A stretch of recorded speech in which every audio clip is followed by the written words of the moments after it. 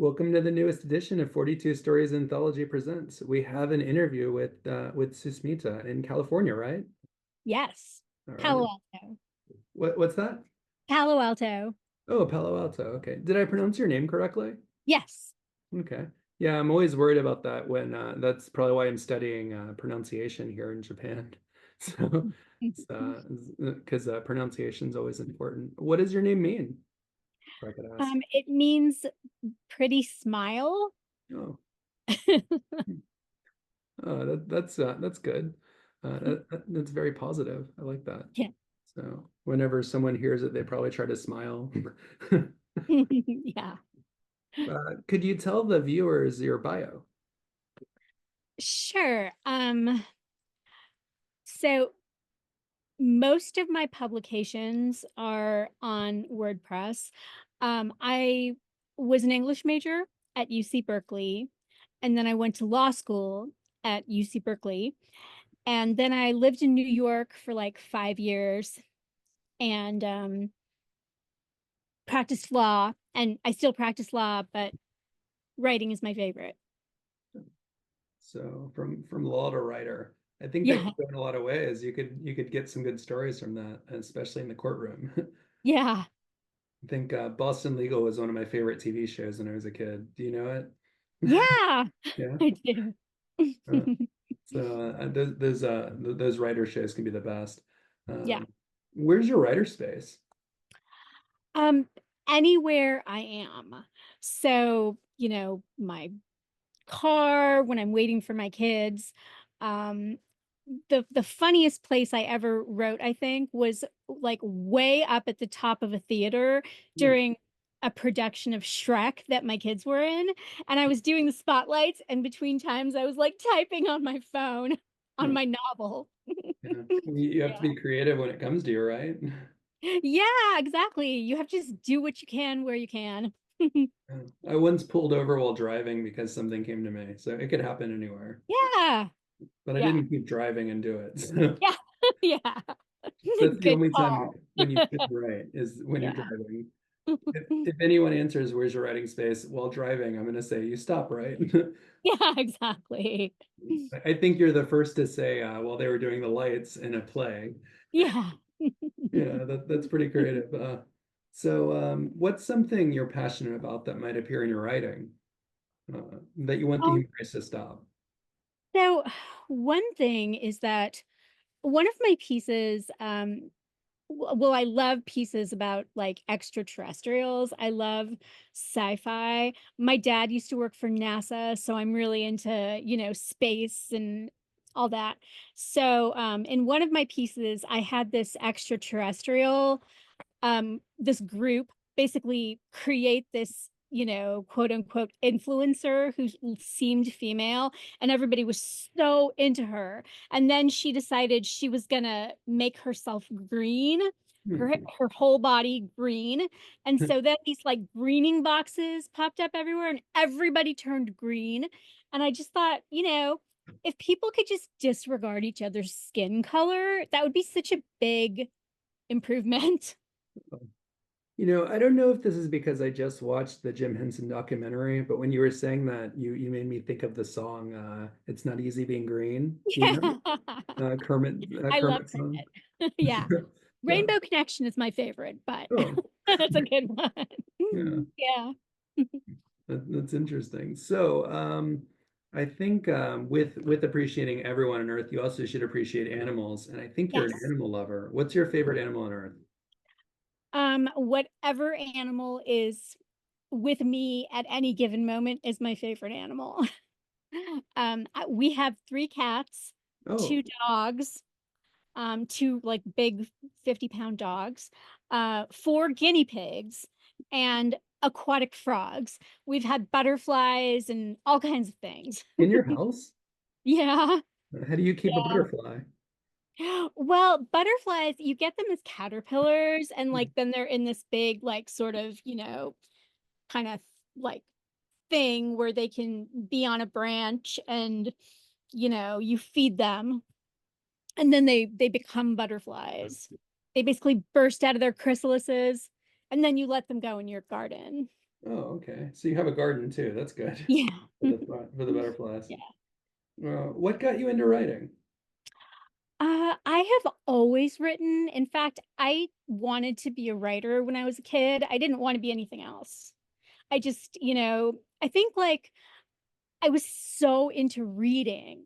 Hmm. I read for just, I was kind of introverted and I just loved to read. And so, like, I just read so much that I felt like there could be nothing better than to be able to write something that other people would read and then connect with you on that level. Yeah, that makes a lot of sense going from reading to writing. And I think that no writer that to be a good writer, you have to be a reader too. That's what I was trying to say. Yes. Yeah. And Yes. a lot of people don't get that as we go more and more to screens, and which is funny because people go on social media and then they read, but then they don't read books. Well, one thing that I do that I love is I listen to novels on Audible, Oh, great. and you can listen to them at 1.5 speed or whatever, and then you can just plow through novels. Yeah. Yeah. Like, all the classics. Bam. Hmm. Yeah. Right. While you're doing the dishes or whatever. Yeah, I listen to novels while I'm on the train. Yeah. Do you Yeah. do you know that the original way to get stories was through oral communication? That's how they told Yes. stories. And, Yes. a lot of people think if you're not reading, you're cheating, but actually it's that if you're reading, you are cheating because the original way was listening. Yeah. So really, audiobooks are going back to how we used to get stories. Yeah. I love Yeah, that. we're hitting our roots. Is anyone, speaking of roots, is anyone in your family a writer? Um, all of my relatives, write. My dad is a scientist, so he writes scientific stuff. My mom is an artist. She's a dancer and dance teacher. And so she's always writing and she has these like speeches at all of the performances that are just incredible. She's a great speaker. So yeah, like I think everybody in my family writes. My sister writes, my kids write. Yeah. Yeah. You have a Yeah. good point that in a way, every job I heard with your parents, in a Yeah. way, every job requires some kind of writing, Yeah. some kind of creativity. Yes. It's a good way to bring in inspiration. What inspired you as a writer? Um, like everything. I mean, I think that writing is like a combination of observation and imagination and experience. And you can like I think Faulkner said you can use one to bridge the other. Like if you don't have the experience, you can use your imagination. And if you have not observed something, you can imagine it. Or maybe you've observed something, so it's a combination of those three things. And I think just being a person who likes to observe people and likes to like listen to how people interact, um, it just kind of organically flows from there. Yeah, I think you have a good point about it goes from watching how people are as individuals, and then watching how they do things within that communication after the Yes. fact. Yeah, Yes. definitely. Um, so as a writer who's been writing since it sounds like college, right? Oh, Since yeah. Yeah. yeah, how have you handled rejection and then celebrated acceptance? Um, well, that has been a long process. I mean, when I first started submitting pieces to places, I waited a really long time. I first wrote 3 full-length novels and then thought, after querying and not really getting anywhere with them, which is not a big deal, like now, I think. But at the time, I took it really like hard and was like, okay, I've got to start with small pieces.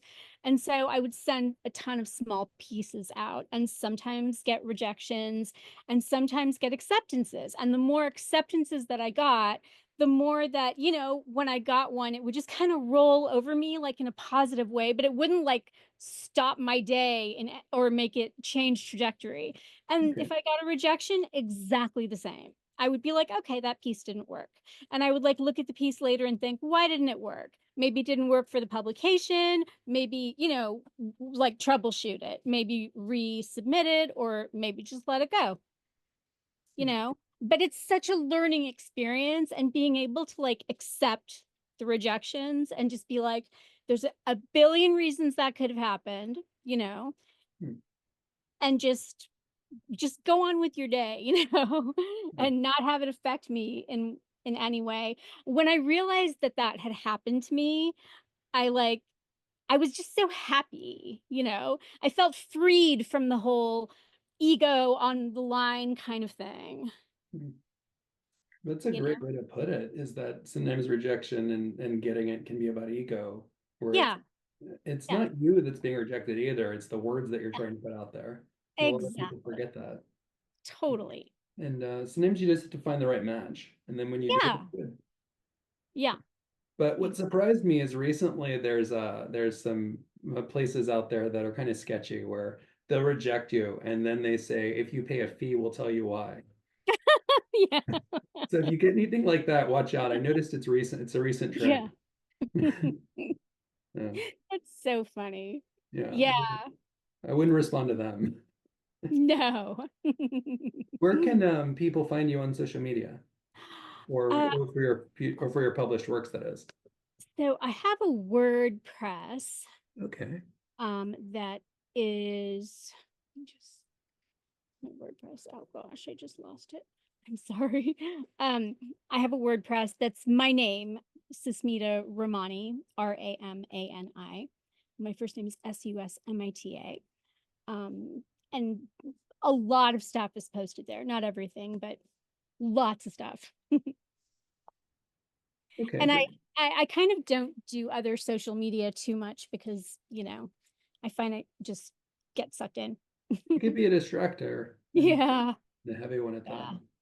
So some people have to get like social media therapy so that they can recover from it and then move on. Oh my gosh. Well, before I let you go, I'd like to show you a few things. One is the cover, and another is the merch store where I'm trying to pay all the editors and the artists involved with the book Yeah. through sales of that. And instead of just cutting to a new video, I like to get the reaction of writers. You know, in those YouTube videos you'll watch, suddenly they're talking to a person, and suddenly they're in different clothes and they're talking about their merch store. I think that's funny, so I'd rather just get your reaction to it if that's okay. Yeah. Okay. But first, the book cover. This is I know that you're not in the group because you don't really do social media, but the writers of that group were the people who voted for that, along with some emails. And here's the book cover we have. I don't know how much of it you can see. I can't see yet. Oh, Oh, oh, wow. I like your reaction. Oh, wow, is good. Oh, that's great. I love it. Yeah. Yes, the Ab- artist had taken 42 pictures from, I Wow. mean, she took a lot of 42 pictures. Yeah. Pictures of 42 is what I'm trying to say. And it's through the years and before the book was even made. And then when the book came out, she said, I have to be a part of this. And I was Yeah. happy that the writers picked her cover because it was it was a good match. We were saying about rejection and acceptance. This was a case where it should have happened. Yeah. Absolutely. I love it. Glad to get your reaction on that. So, but I don't think any writer is going to look at that and say, "Oh, I don't like it." But I could tell that it's genuine when someone reacts. Yeah. Thank you. Yeah. So if you want to see any of the merch from for people who are watching, they can Yeah. go to Redbubble. But in your case, I'll show you directly once I get the screen open. Just a moment.